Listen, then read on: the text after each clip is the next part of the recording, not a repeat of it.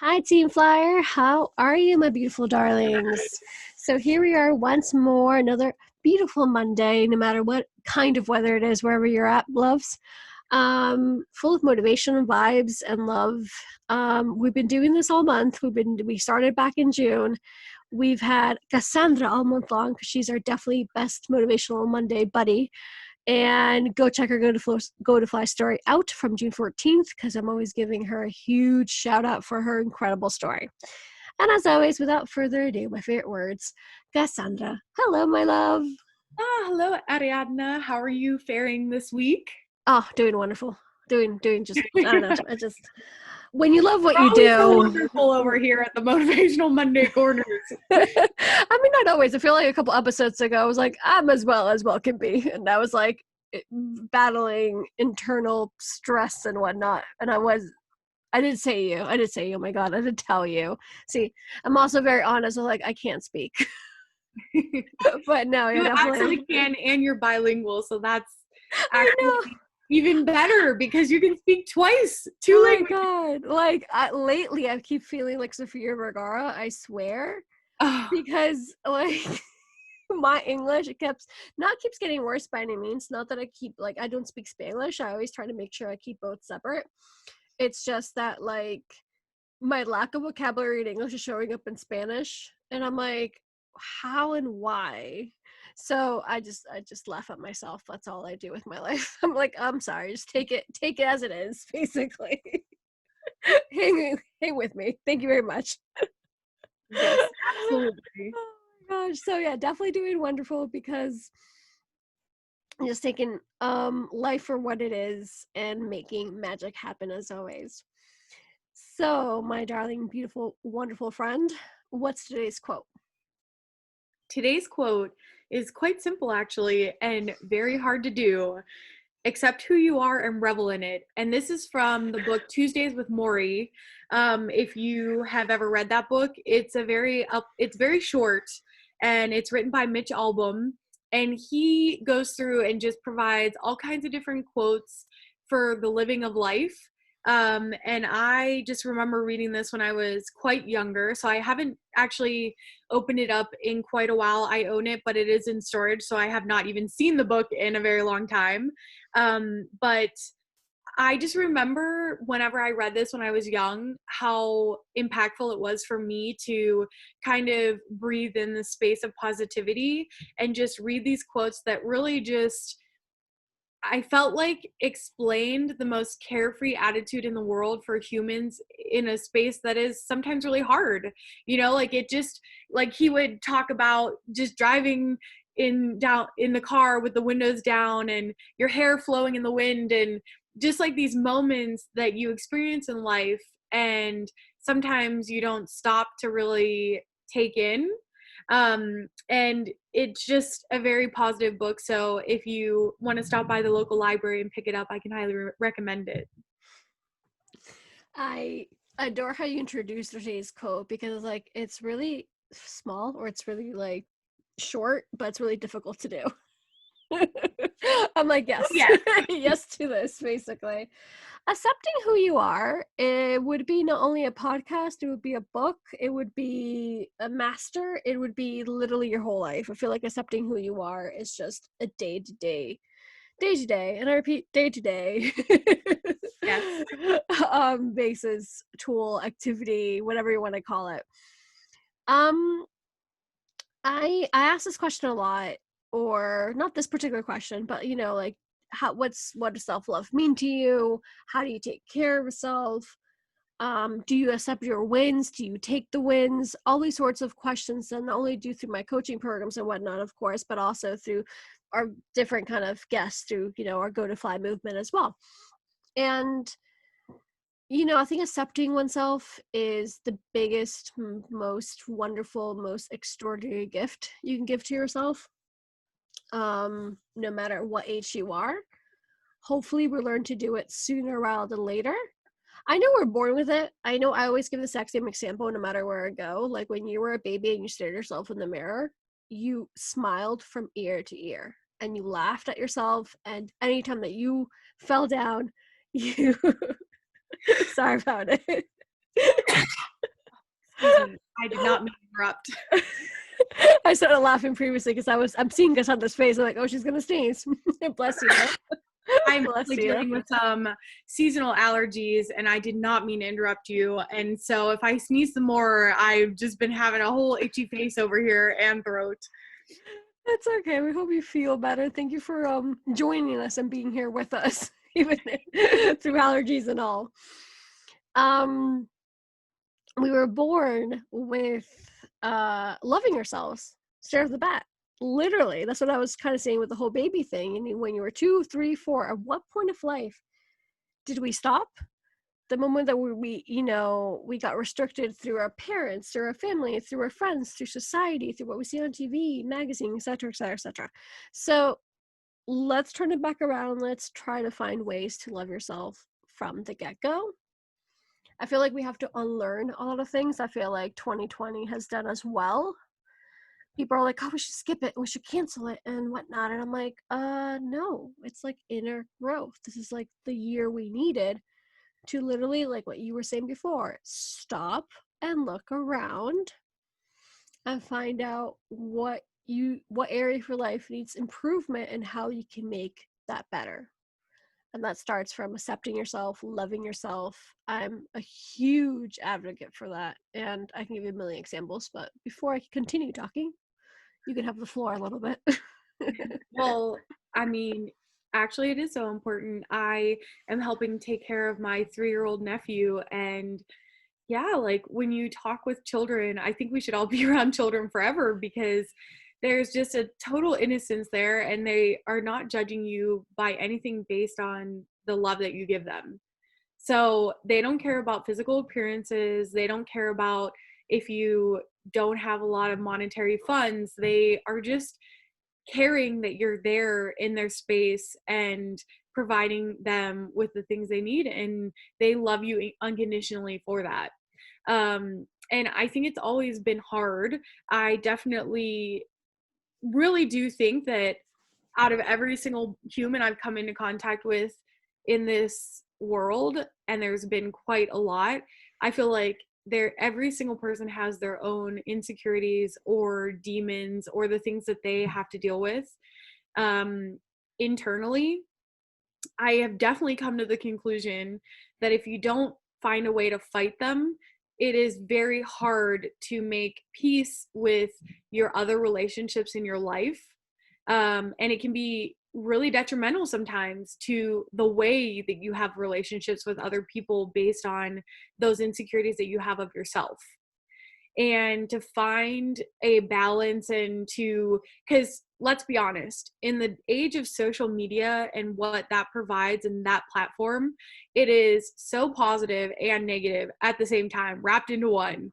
And so I wouldn't necessarily say that because I mean, even if I just have my period on a bad day of the month, I could be just feeling like an ogre at the bottom of a ditch that can't crawl out of it. And so it's so internally emotional that almost it can flip very quickly just based on emotion. And so I don't think it's always ever going to be I'm 100% every day accepting of this and that. But I think there are tactics that you can use to deal with kind of those feelings that keep you in a positive space and keep you balanced so you don't find a way back into that really negative area with the insecurities. I couldn't have said it better myself, exactly, because everyone is fighting their demons. And even if you think going something as quote unquote superficial as being skinny or body image in general, basically, because we should be more talking about what's within than what's out, what's in the exterior, basically. And you're seeing someone who's super skinny and they have their own issues. They're like, oh my God, how can you like be upset by that? Like, look at you and look at me. It's like, no. They're entitled to have those feelings as well. Regardless of the fact that you think that they might be crazy or insane. It's like, no. It's absolutely fine because that's their demons that they're working with. Or if you see someone that's mainly happy all the time and like, oh, she has no problems, he has no problems, like look at her go and like look at her doing this business and whatnot, because I've had that backlash as well with me, and I'm like, you're always happy, and I'm like, No, I am, I'm still a human being, whether, like what you said, example you said, whether I'm in a really bad day with a period or just because I have a lot of family drama going on, doesn't necessarily mean that I'm okay 110% all the time by any means. And something, what you said, the other point was social media, actually, I made it clear, or I made it to a point, or I made sure to myself, not to anybody else, but I promised to myself that whatever I post, I'm going to be unapologetically me in a good way, respectful, kind, loving, of course, and supportive, because that's just naturally me as well. There's been a lot of posts through the Always Believer, through my own personal idea, through the Latina podcast, me without makeup, period. I think it's up there, you know what I mean? But like naturally me, no makeup, no filter, just this is my face, because I was sad or because I was really happy. When I shared a picture back last month, actually, for Black Lives Matters. It was me and my little sister, well, my sister-in-law, but she's still my little sister. And I was without makeup, without anything. And they're like, oh my God, first of all, you look 12. I'm like, thank you very much. And second of all, it's like, I'm sharing this because it doesn't matter the way you look like. You just have to be yourself no matter what. Easier said than done. We get the point. We get the picture. Am I still, for example, another really quick one, my hypothyroidism. I'm very open about it. It's an illness that I have, that I can take care of it. I can eat healthy. There's a lot of things that I can do that I am doing, but it does also affect my hormonal imbalance. So my what's it called now? My metabolism is slower. So even if even if I'm eating very well, better said, it's still going to take longer for me to lose weight. Something as quote unquote simple as that. It took me a really long time. It's still to this very day taking me a long time to be again my exotic self with my cleavage and my short shorts and just being like okay with my body all over again. And not because I thought before I had a perfect body by any means, but I was more comfortable with it. And then all of a sudden I gained these random pounds out of nowhere. And even though I have my treatment and even though I'm doing what I need to do, it does get like frustrating because you're like, oh my God, you're still have insecurities. That's what I'm trying to say. That it's a mix of what we're saying. Be honest with who you are. And I really, really not only try, because I like goes into like the Yoda quote of like, there's no try, there's a do, or whatever that quote is. Of really just being who you are and being okay with it, because there's only one you and you should just love yourself. And that was my thank you for my TED Talk speech. I mean, I do have an example as well that I was just thinking about when you were giving your stories and kind of talking about having to deal with these things, because that is the other thing about it is there's so many even medical reasons that people have to deal with certain things that not everyone understands. So there's just so much going on in people's lives. So we have to just like dig deep internally and find acceptance there, and then you can openly talk about it, like, and have those conversations and realize other people have been feeling the same way and going through the same things.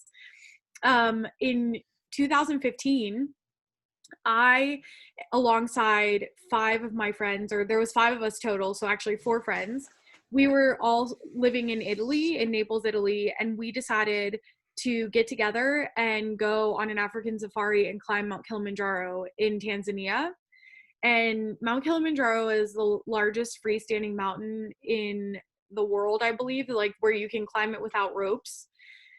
So I kind of came onto the idea of it a lot later on than everyone else. Like they were already kind of in the mid planning phase, and I was just like a fifth add-on last minute type of thing. And so I'm over there trying to do 100 squats every 20 minutes to get my body ready to kind of go and do the summit night. And yeah, it was very challenging. So it was a 7-day hike total, or it was 5 days hiking. And we went on our safari first. So we actually met a bunch of people who had just come down from the mountain, and they were telling us all these stories and just scaring the crap out of me, because I was like, oh my gosh, we're over here trying to be exotic and that's what I have to look forward to. Crap. And then we started the trek, and one of the things that actually is an equalizer among everyone, men, women, fit, unfit, is altitude. So we started going up in altitude right away. And one of the fittest guys, or the fittest guy I knew at the time and in the group, was really struggling with altitude. And I was struggling just in general. But we kind of, that was a, I don't know, it was just a very different perspective because I've only seen him do really great things all the time, every time. And then we got to the summit night, and the summit night began at 10 p.m. and you climb until 10 a.m. the next morning. So you climb all night and you crest the first ridge around sunrise at 6 in the morning.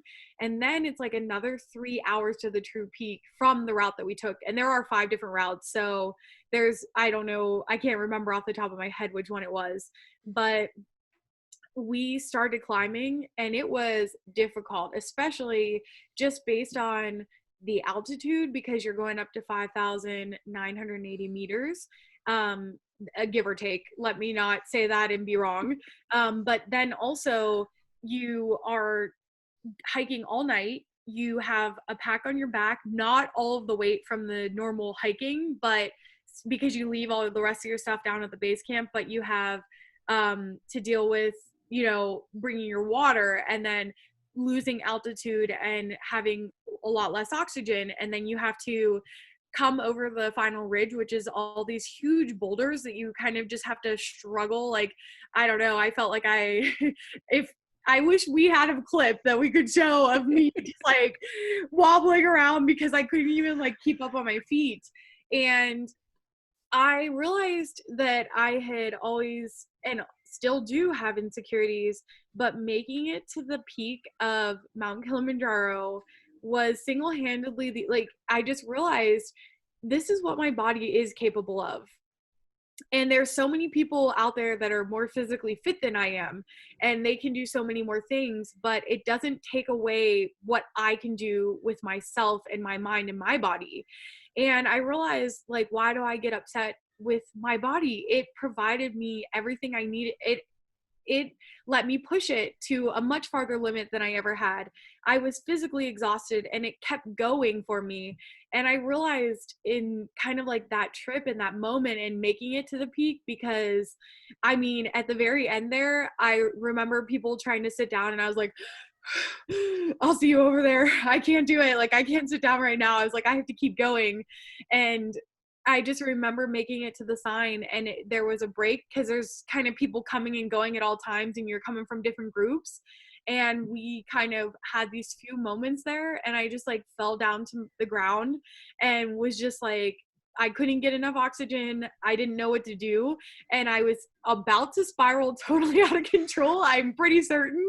And my other friend walked up and he just put his hand on me. He's like, Cassey, we made it to the summit. He's like, stand up right now. What are you doing? And I was like, you're right. Like, what am I doing? And yeah, it was a really profound moment because it really proved that it doesn't have to be about looks. If your body provides you with a vessel to take you to the highest heights, and it can just keep going when you want to give up, like, that's all you need, you know? That was a very also touching story, my beautiful darling. I First of all, congratulations. I'm always in awe about everything that you've endured, and I love the way you also inspire, because I know if you inspire me, you're definitely inspiring a whole lot of listeners right now. Because to not only the whole military, like, once again, go listen to her Go to Fly story, please, because that just had me like my jaw dropped every 2 seconds every time that you were talking about your story. But at the same time, you know, like, things you do for fun, because I wasn't, you know, in the military. That was during your time, but that you did it for fun. So what you were saying, it's incredible what our bodies can do, and it always goes beyond looks by any means. I like what you said, what our body allows us to do as the vessel that it is. I get that a lot because a lot of our audience are moms, and they're like, "Oh my god, my body this, my like your postpartum body and whatnot." I'm like, it gave birth. It literally gave another life. Am I gonna feel the same way when I give birth? hopefully, to be honest, in a good way, kind of feeling I gave birth. You know what I mean? So it takes, um, I feel like it's a word that we repeat often, but it's so true in every single aspect of our life. That kind of determination of knowing your value, determination of knowing what you're able to do, determination of loving yourself. You're, like was that so simple to say, and it's like, oh, just love yourself. It's just, that's the start, that's the root of it all. I feel like, I guess one of the things to more or less wrap up with something so in depth of what we can talk about, of course, would be, um it escaped my mind. I got like a bit sentimental, sidetracked. Oh my gosh, I'm so sorry. Um Well, I know, right? you think on that, and I will go with my 2 more minutes of Thank what you. I would say, because not only is the quote to accept yourself, but to revel in it, and that is the next level, right? Because once you find this kind of love hate, but you find mostly love, the next step is to really have a party in life, you know? Every time you talk to 60-year-old women or men or just in general about life when they're looking back, they are never ever remembering all the times they felt insecure, or they are, because of how it limited them. But Exactly. once you get to your 60s, forget about it, because you're just out there living. So I think the real goal is to get there right this second in our younger lives, so that we Yeah. can really have a party in life for the rest of it. I adore that. Actually, you reminded me of what I wanted to say, thankfully, which was the second part. We what was it called? We live it, not relive it. We, what was the part of the Accept quote? yourself and revel in it. Revel. There you go. There you go. Revel in it. The amount of times that I can say for myself and for a lot of my not only audience but guest members on our podcast, the moment that they started loving themselves, like that moment of freedom that they received, that moment of letting go, that moment of releasing, that moment of happiness. In other words, the moment that you got out of your own way, the moment that you accepted that this is you and you are beautiful and you're worthy and you're full of love, the faster you get to life's a party, let's celebrate it, let's rock it, let's revel in it. That was kind of that link, because I think that's why, another reason why I probably got sentimental.